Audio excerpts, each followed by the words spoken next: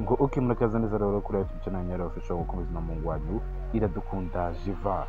Ni nyuma yuko muri Kids zikomeje gukora performance itandukanye by'umwihariko hariya muri experience event yari muri Chord DF ngo ni Chord bizi muraza kumfasha gusa namo na Shisa Foundation nicaye ikomeje gukora nayo cyangwa se gutumira abantu bakomeye cyane by'umwihariko ngo muri kureba ngaje ubundi Shisa Riva yaramutumiye amuzana muri bano bana ba Shisa Foundation baramutaramira babyiza cyane ni nako na muri Kids nayo ikomeze kugenda ibyinira ahantu cyane. Uyu munsi yari cyavuga ati se uramutse bakubwiye ngo ujye mu matsinda ibi muri aya matsinda abiri wajya muri Kids cya Shisa Foundation kubera iki?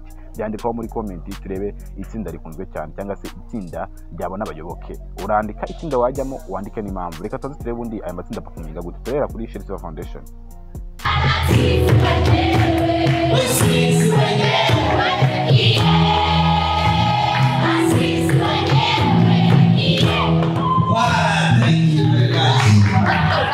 Murakoze cyane. Nagira ngo ndishimye kuva navuka kuva nabaho ndumva ariko bwa mbere nishimye cyane.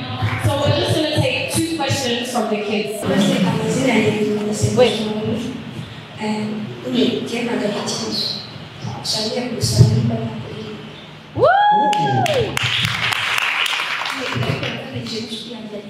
Cyane.